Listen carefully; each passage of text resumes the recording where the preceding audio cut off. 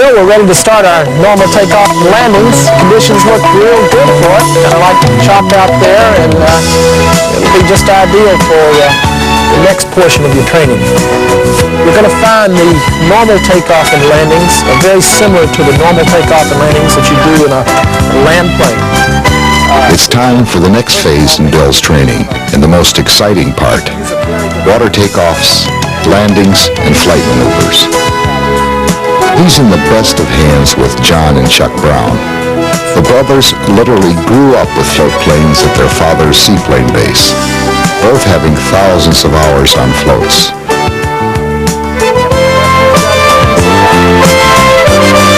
Their calm, professional teaching style preserves the student's dignity and inspires his confidence. You've already completed your basic water handling with Captain Lambert. I have the airplane right now. And we're going to go ahead and get into the most fun part, flying part of the course, and that's the takeoff and landings. We're going to begin with the normal takeoff and landings. We've got very good conditions out here for that. Now, the wind is a very important part of the landing. You always want to be into the wind for your takeoff and for your landing. Some good ways of determining wind direction out here. One of the best ways is just let the airplane show you. Just neutralize your controls, bring the water rudder up, and as you can see, the airplane wants to turn its nose directly into the wind. Now, another good reference, and when you have a moderate wind out here today like we have, you've got waves, and you can pick your waves up. And the waves run perpendicular to the movement of the wind. Now, if you have about 10 to 12 knots of wind, then you'll start picking up wind streaks.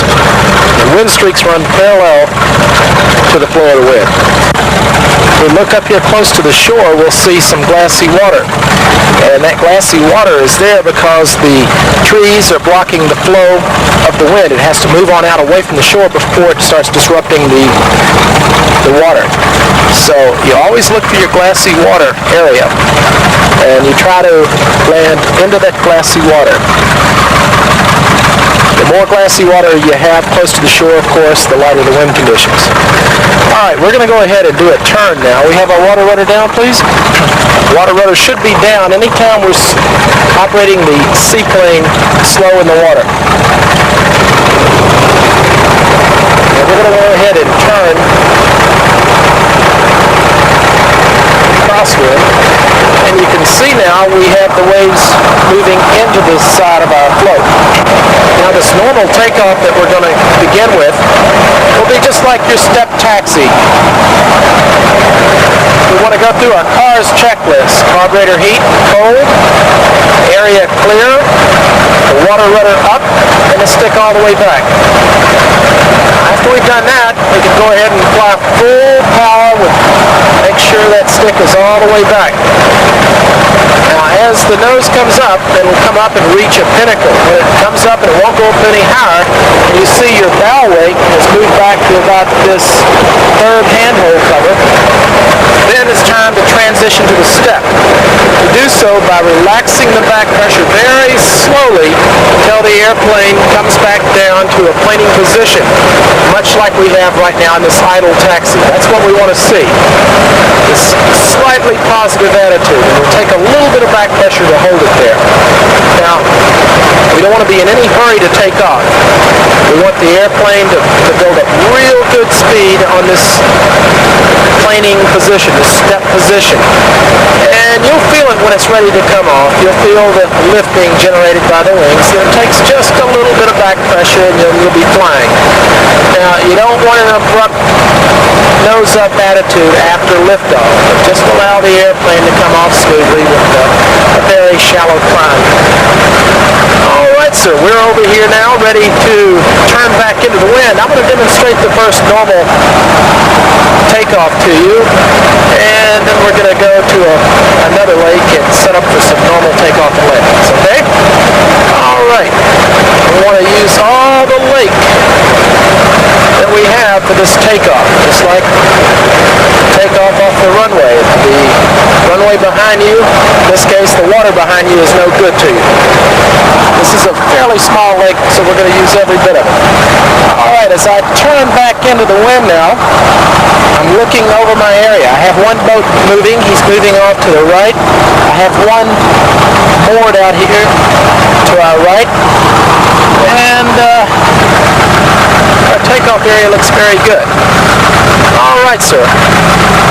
Carburetor heat is cold.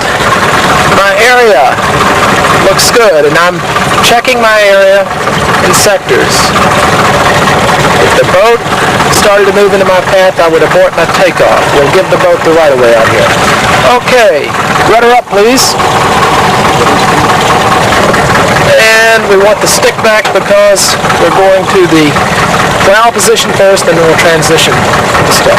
Here we go. Full power. Okay, you see the nose coming up? Up as high as it'll go. Now relax my back pressure. Get a nice smooth transition over to the step. Here we go. There we go. Now we have the step. Building up good speed on the step. A little bit of back pressure. There we go.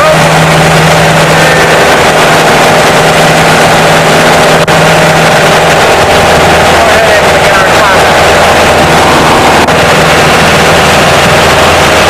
Okay, coming up on a lake here that looks suitable for seaplane landing. It's long enough, I can see that right now, and it looks like a good deep lake. I don't see any indications of shallow water, any sandbars that could be a problem for us. We're going to make a low pass over the lake right now to verify that. It's like a very good lake for a landing. Our wind is out of the southeast, and that's the longest part of the lake. So we're going to enter on a left downwind and set up our landing. Now, I'll demonstrate the first normal landing to you, and then we'll let you try a few.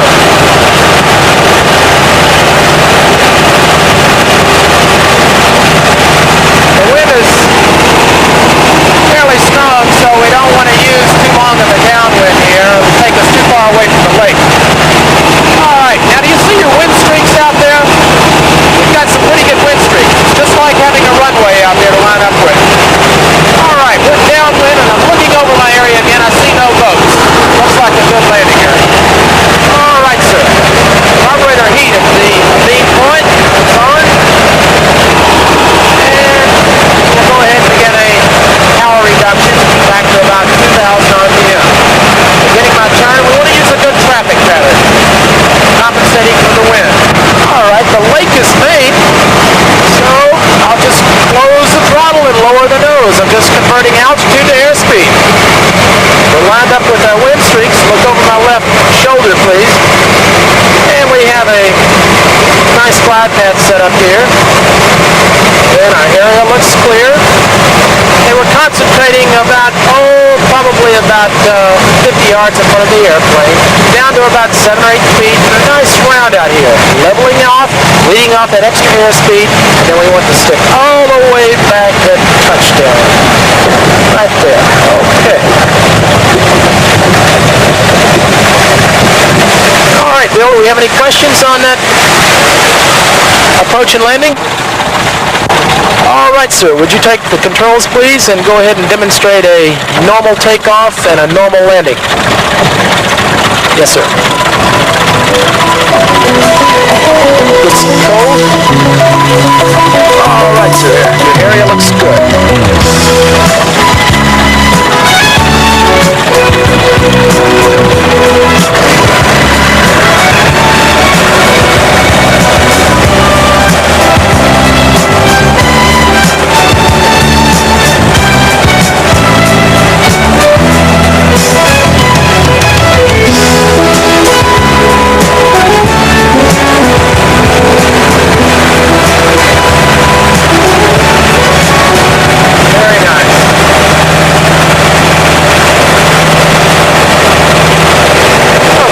Our first turn at about 250 feet. We'll use a 500-foot pattern.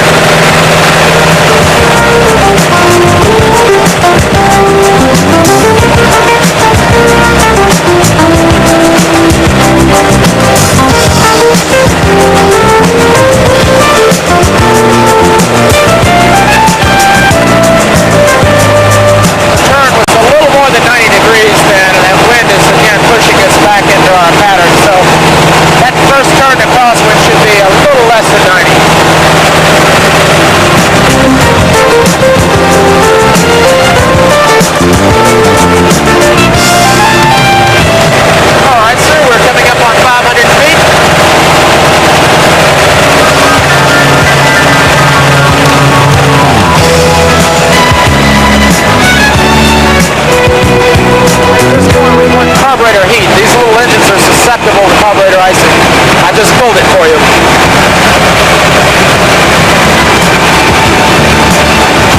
Also, we're getting a little bit low here on base, so let's add some power and get a little more altitude. We extended our downward a little much there.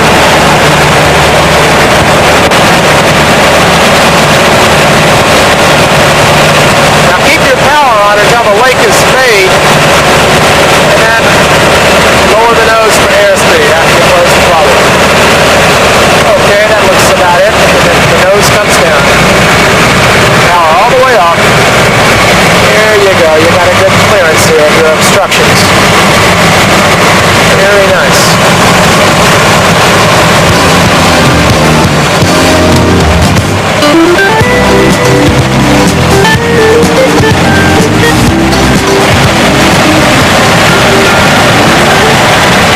Very nice landing. Stick was all the way back. That's exactly what you want. Just like in a tail wheel landing in a land plane. Very nice. How about another one, please? Carburetor heat is cold. That looks good.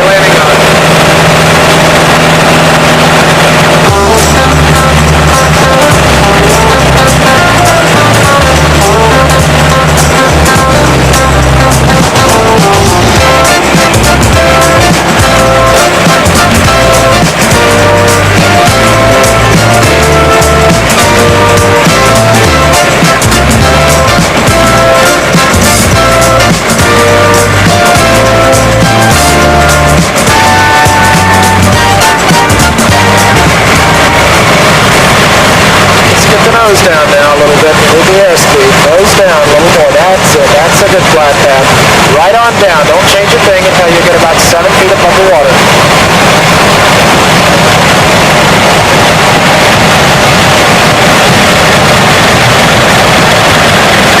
Very nice. All right, touch and go, please. Carburetor heat is cold. Put the nose down now and get your step position. That's it.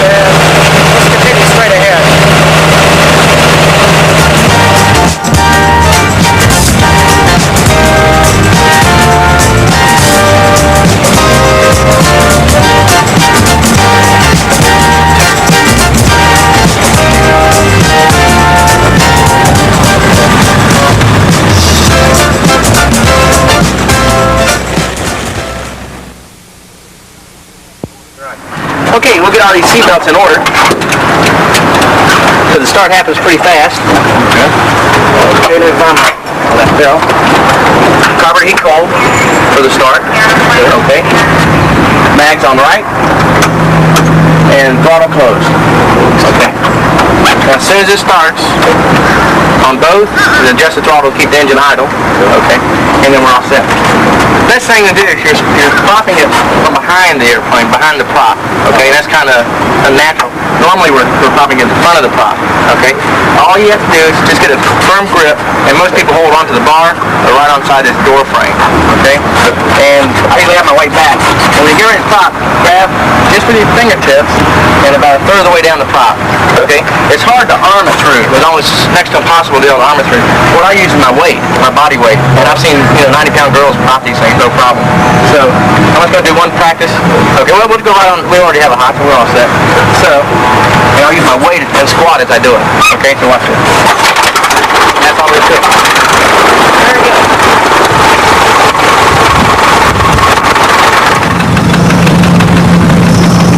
This takeoff we're going to try is a rough water takeoff. We want to take off as slow as possible. We'll also have a nose-high attitude. So we're going to start out with the stick all the way back, full power. And we're basically going to hold the stick back all the way. Not a complete plow attitude, but about halfway between the plow and the step attitude. We'll let the airplane fly itself off the water, all by itself. As soon as we come off the water, we'll lower the nose, stay in ground effect, accelerate, and then climb out. It's very similar to the soft field takeoff, and you've done that on your different licenses. So, we're going to take off nose high. As soon as we come out of the water, lower the nose, accelerate, and then climb out. It's pretty easy takeoff, and it's fun to do. So, here we go. Carburetor heat cold, area clear, rudder's up, and the stick is back. All set? Full power, stick all the way back. We'll go to maximum pitch. Once we reach maximum pitch, relax just a little bit, let the airplane accelerate, and she'll fly off in this attitude. As soon as we come off, lower the nose, accelerate, and normal climb out. Very good.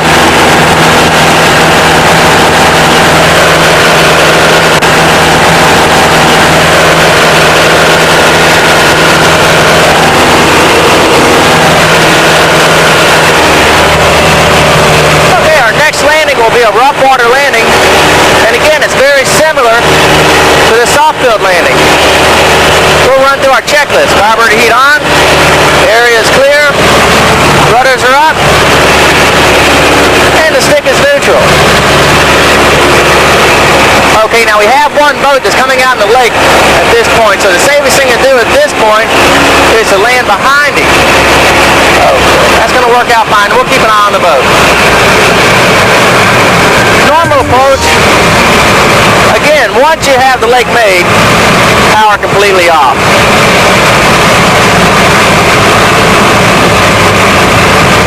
And you can notice on the water we have the wind streaks for our wind direction, and we have a little white cap. So we have about 15 knots of wind at this point. Power off all the way. Let the airplane settle. Now about 10 feet above the water, start your flare and bring in about 1,300 RPMs, 1,300 to 1,400 RPMs, and try to hold the airplane off as long as you can. Try to put it right on the back of the floats. Looks good. Now as soon as you touch down on the back of the floats, power back and stick back.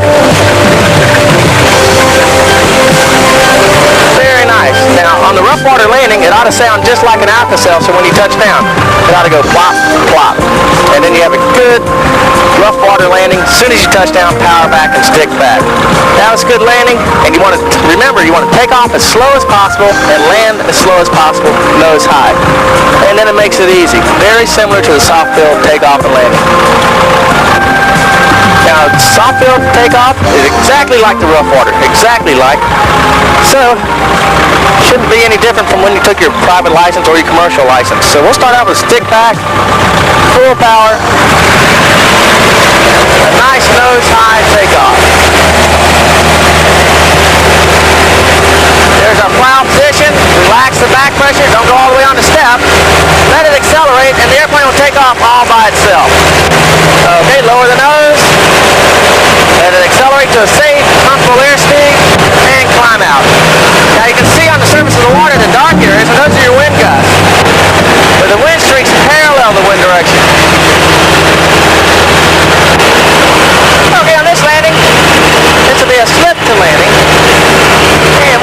checklist real quick. Carburetor heat on, area is clear, and rudder's up, stick is neutral. We'll turn our base leg, and you notice we're going to come in a little bit higher this time. That's a good thing about a slip. We don't have flaps on the J3 Cub, so it's another means of slowing the aircraft down, not using quite so much landing area. And plus, it's a very fun maneuver. It's probably been about a month or two since you've done a slip, so I'll run through one real quick. First thing we'll do is power back all the way.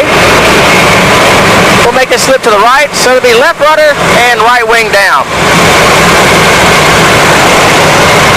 Very good, just hold it right into this slip.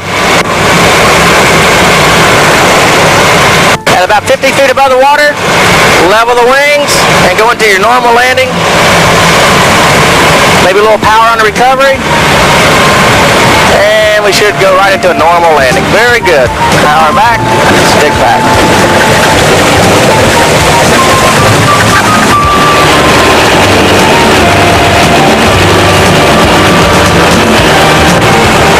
Checklist, carburetor heat on, air is clear, and the rudders are up, and the stick is neutral. We'll power back all the way.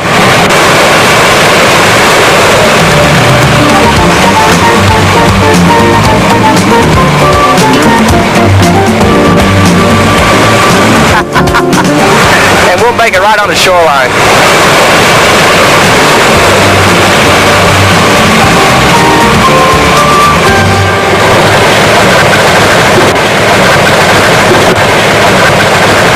See that? If you really want to lose a lot of altitude in a short period of time, just try a slip.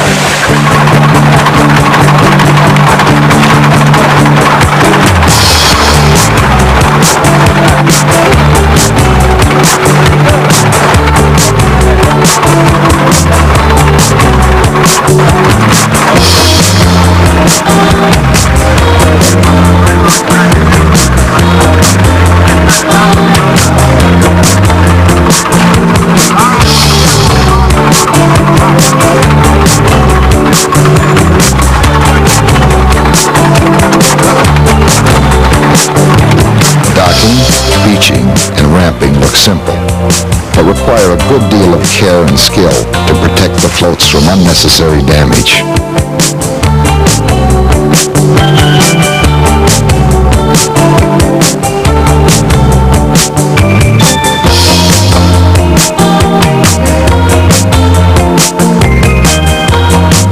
Coming into a beach or a ramp without the luxury of brakes takes a delicate touch, and a watchful eye for debris and stumps is stressed.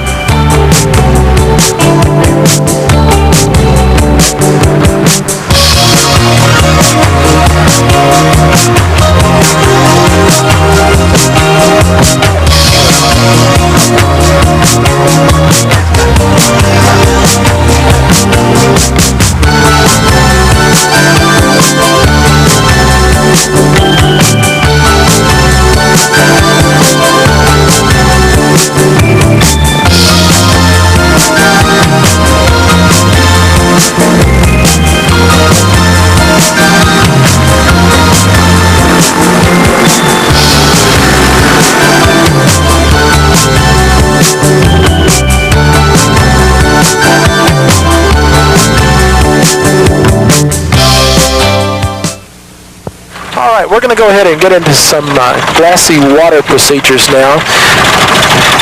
And the glassy water landing is a landing that is like none other you've ever made. We'll have no reference below us for the landing. Glassy water occurs when there's a no-wind situation, and the water is smooth. It's like a mirror reflection. So what we have to do is set up a controlled rate of descent with a positive pitch attitude all the way down to the water. We won't anticipate our touchdown. Now, the way that we're going to do this is we're going to make a nice low approach over our shoreline. We want to be nice and low. If we were high, then we'd probably go all the way across the lake and not touch. So I would say safely 20, 30 feet above your highest obstruction. All right. After we come across the shoreline, then we want to go ahead and set our pitch attitude. And that pitch attitude is much the same as what we have right here in this idle. Same as what we have for the step or the takeoff. As soon as you have that attitude, let's go right on up to about 1700 RPM. That'll give us about 150 feet per minute rate of descent. Okay? All right, let's think about these steps again now. I put them in 3 steps. 1, nice slow approach over the shoreline. That's the first thing. Step 2 is pitch up to this attitude. This is a slightly positive attitude. Step 3 is power right on up to 1700 RPM. And let's be real consistent with our attitude. Right on down. Do not anticipate touchdown, okay? Let's go ahead and try a glass seawater landing now. We'll go ahead and make a normal takeoff. Your airplane. It's cold.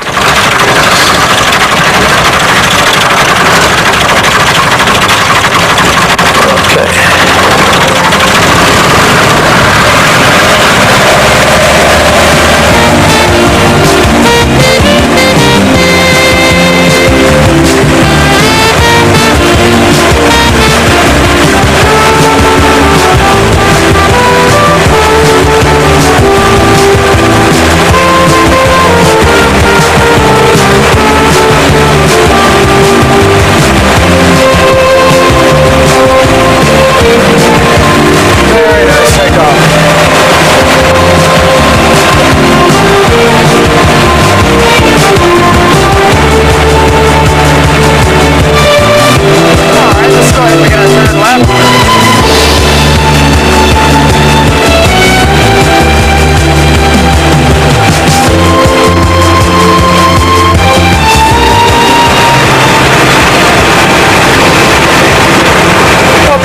Those steps with you again. We want a nice slow approach over the shoreline. Step 2, pitch up to your landing attitude. Step 3, add your power. Bring it right on up to 1700 RPM. Okay, good. Now the lake is made. Reduce your power and lower your nose. All right, attitude first and then the power. Nose up. Okay, it looks good. Hold what you have. Maybe just a little bit more power. Just about 100 RPM. Looks very good.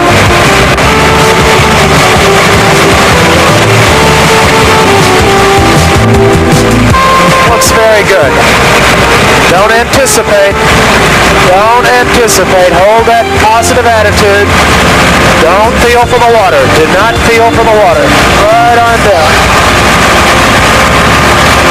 Okay, very nice. Throttle back and stick back. That looked good. We got a little ahead of ourselves. Just don't add our power until we set our attitude, okay? But you had a good, consistent attitude over the water. It looked very good. Worked out well. All right. There was a big alligator we just came across back there on the shoreline. Yeah, and he's been here for a long time.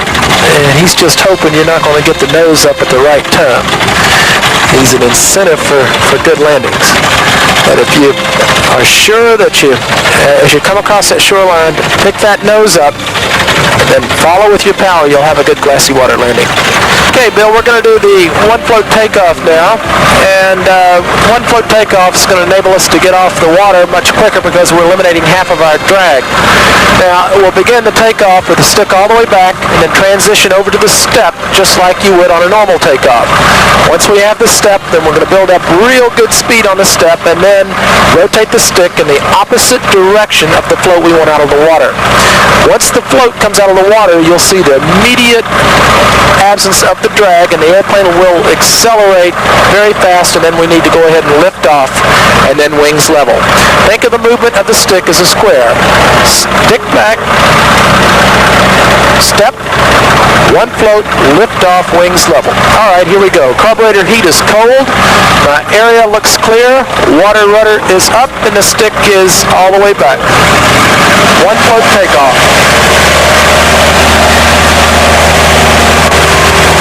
All right, now we're transitioning over to the step. There we go. We have the step, and as I said, we want to let it build up real good speed on the step before we go to one float. All right, she's about ready now, so a little bit of opposite stick, a little bit of opposite rudder to hold our heading. There we go. We're on one float. Now, a little bit of back pressure, we'll be flying. Here we go. Wings level.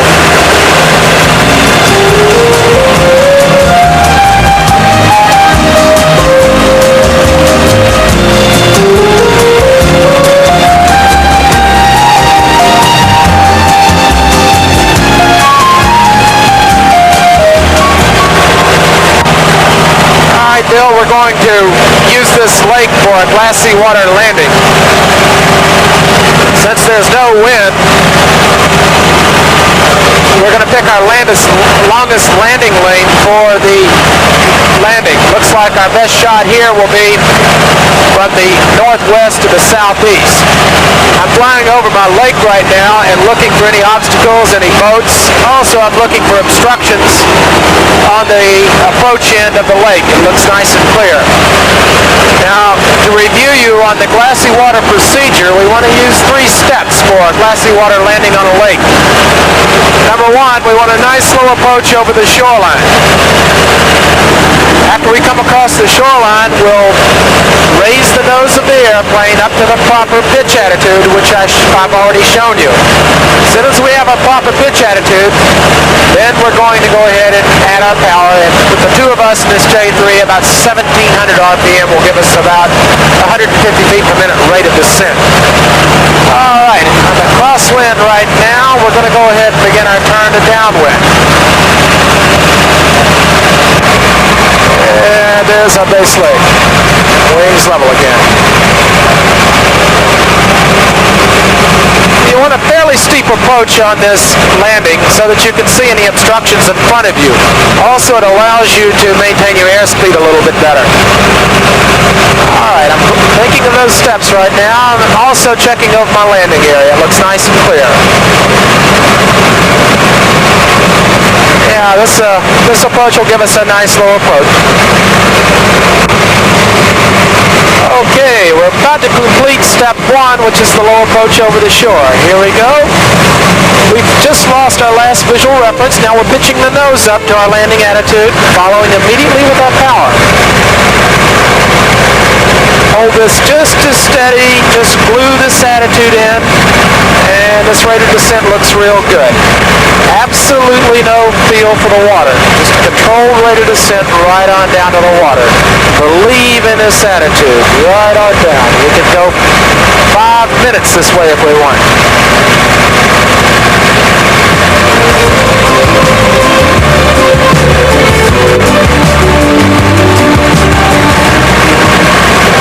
Throttle back, stick back. Make sure you bring that stick back because you have a little forward momentum. Very nice. How about another one, please? Carburetor heat is cold. One float takeoff.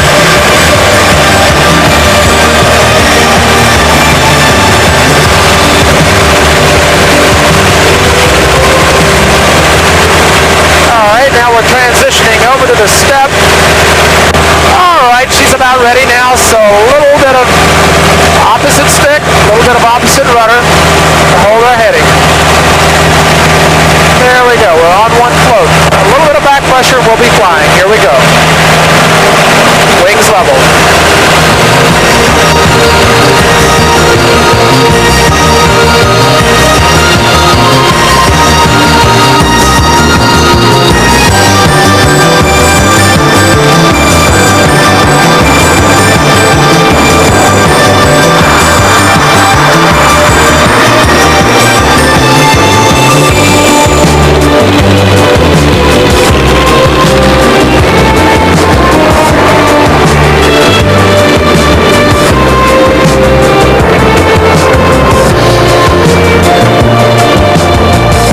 Bill is learning a very important maneuver, a circular takeoff.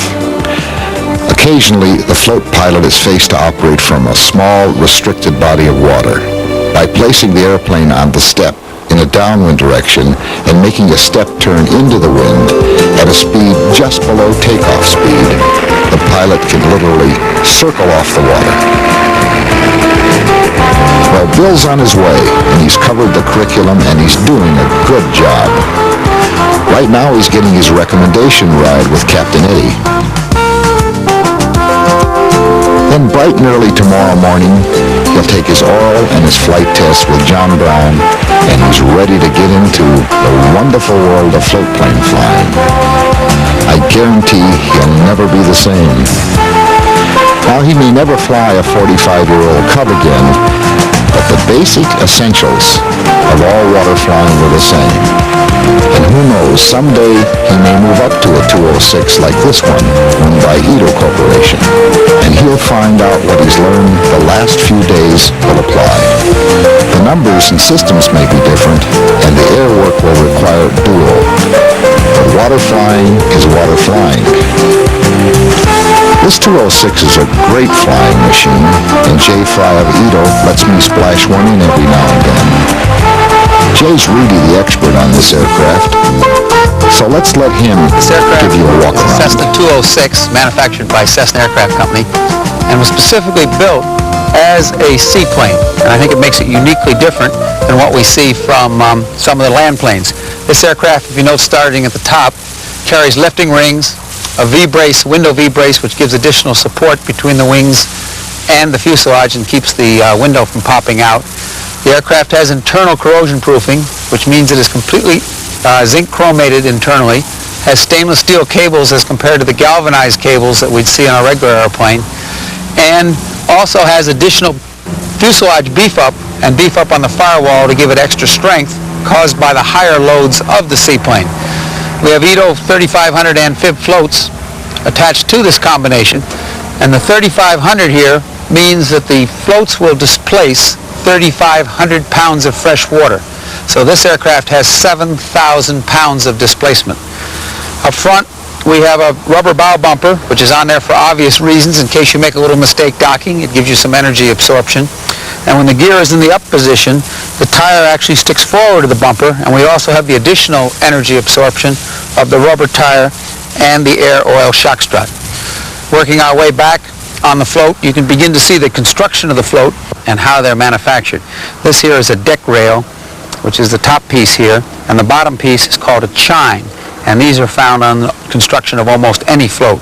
Most floats in the United States today are built from aluminum, and the skins are put together and are sealed with a permanent type sealer, like a polyvinyl sulfide or some material like that. I think it's interesting to note here the pitch of these rivets and how close they are, and a lot of people say, why do you have so many rivets? And you don't realize the loads are very high, and we must keep the watertight integrity of this float so that we will not have any problem. The pitch here is probably approximately a ½ inch, and we estimate there's somewhere around 9,500 and 10,000 rivets in one of these amphib floats. It's interesting, we work our way back here, you can begin to see the bulkheads. Each one of these vertical rivet lines is a bulkhead member for strengthening. And you get back here to these bigger rivet lines, this will be a watertight bulkhead that goes all the way to the top. So in case a float is damaged or punctured, there's no chance of losing the float because we do have the watertight integrity with the vertical bulkheads. And it's always fun for me to go to the EAA show in Oshkosh, because the number one question we receive are, what are those black balls for? And basically what it is we have a funnel, and the funnel goes down with a tube to the lowest portion of each one of these bulkheaded compartments we discussed. And part of your pre-flighting should be you put your pump in and you go through there, and we'll pump out a little of this condensation. And most of the time in a float you'll pick up 4 or 5 strokes, which isn't very much, and if you pick up more you ought to go back and figure out why you're getting a leak. And this is typical of what you get. As we work our way further, you can see some of your other type construction. You notice your struts. In most cases, the struts will attach to the aircraft quite similar to where the aircraft landing gear originally did. This is the main landing gear back here, and we've got a fitting very similar to it in the struts. And in this airplane here, the front struts attach where the 206 nose gear fitted in. This is the step area of the float. It's interesting to note here the difference in the bottom design. The contoured bottom is used to give us the hydrodynamic performance that is used when we are actually planing on the water. The afterbody really only comes into play to keep the float from leaking and is used in the displacement condition. As we work our way back to the afterbody of the float, we see very similar construction to what we saw in the forward portion. It contains the pump-out compartments, smaller service-type compartments, and the obvious thing of a cleat, which is used once your aircraft is up to a dock to moor or tie it. We then come to the water rudders, the water rudder controls that are interconnected with our rudder system up forward, and the rudders then are tied into the air rudder. It should be interesting to note that when we turn the aircraft back, the rudders back and forth, the aircraft rudder will move with it. The rudder you see here now is in the up position, which is used when we're planing on the water at high speed. When the water rudders are put down, and this is done by a handle in the cockpit, it can either be a ring or an over-center lever, the water rudders will go down in the down position, and they actually sit below the transom so that we can have control of the aircraft when it is on the water at low speeds. This area of the aircraft certainly represents some of the major differences between the land plane and the float plane. Notice this large ventral fin and a vertical fin and rudder here that is approximately 25% larger than what you'll find on the land plane. This is for directional stability purposes, and what happens is that the aircraft has such a large portion of the floats forward of the CG that it tends to affect the directional stability. So by increasing these fin areas, we enhance the flight characteristics of the aircraft. This airplane here really represents the best of two worlds. With the amphibious floats, you can operate in the system IFR, land airports, no problem with fuel or anything like that, but you still have the wonderful capabilities of flying in the north, fishing, and float flying in general. There may be a better place for flying floats than the Winter Haven area of Central Florida, but in 30 years of water flying, I've yet to find it.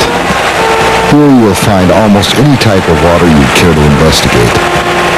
Over 100 freshwater lakes are within 5 miles of the seaplane base. For nature lovers, the big waters of Lake Okeechobee to the south is home to a myriad of wildlife forms. The abundance of small inland lakes provide any type of recreational activity you desire, from boating to fishing to water skiing. All of this in a climate that allows over 300 days of VFR flying a year. In Central Florida, these fascinating birds, called floats and amphibs, are truly in their natural habitat.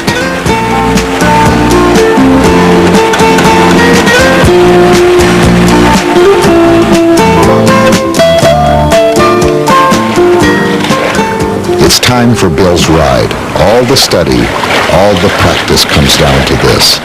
Bill must demonstrate his grasp of what he's learned, starting with the pre-flight check. First thing you're going to do is check the top for any nicks, the water quality is damage. Do an inspection of the engine.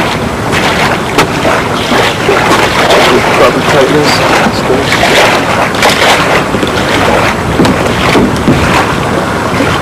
Diamond book on the floor. Rear wires again.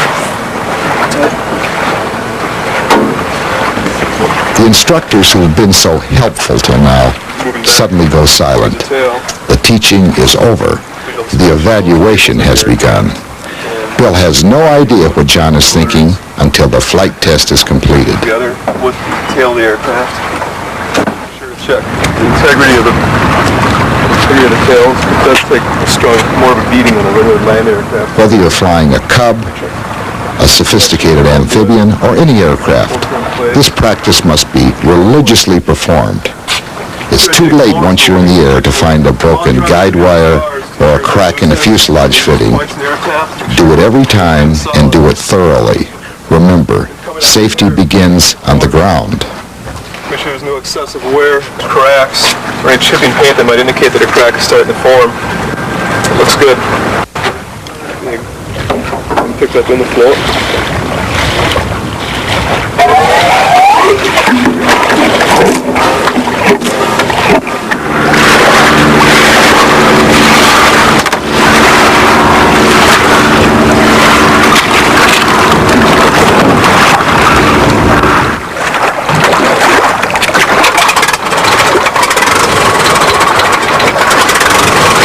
What Bill is now experiencing is a classic role of reversal. The instructor now expects Bill to know these maneuvers so well that he can literally explain and teach them to him as he The flies. glassy water landing is Till now, it's been their airplane. Today, it is Bill's and Bill's alone.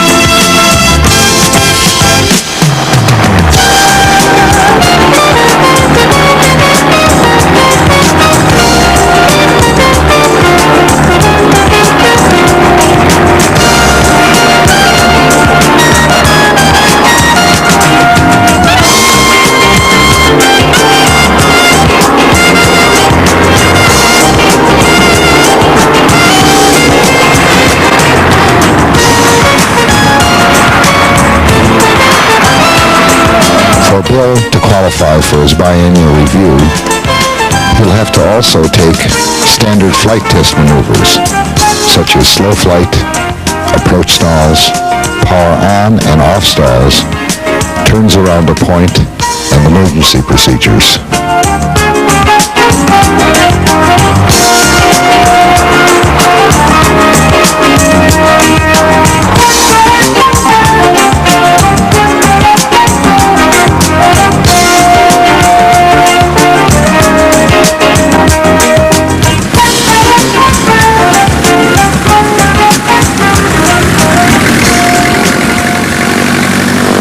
Docking, ramping, and properly beaching and securing the airplane is part of the flight. Even now, Bill could still fail.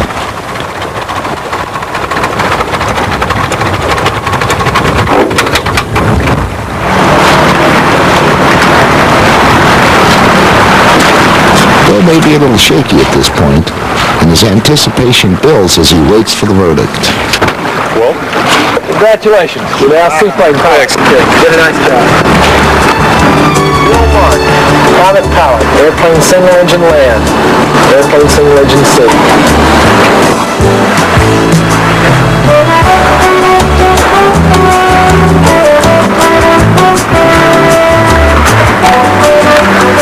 Congratulations.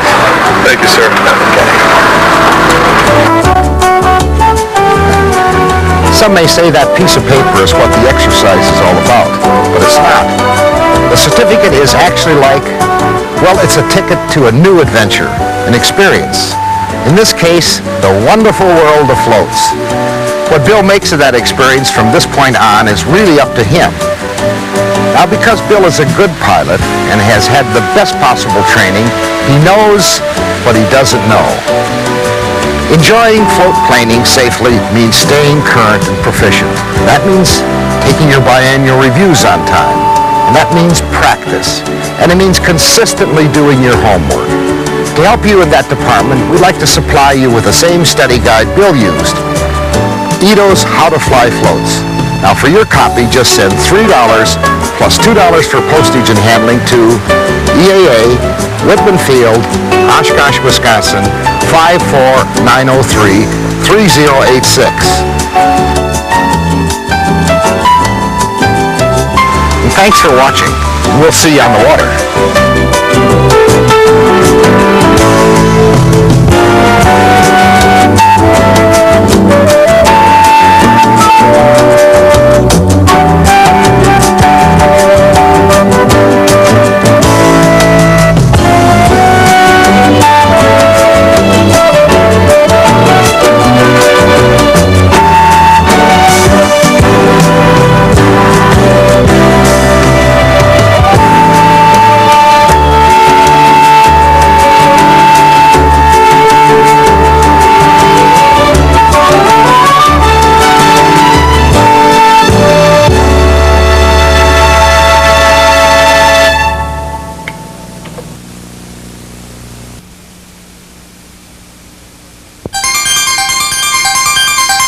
Thank you.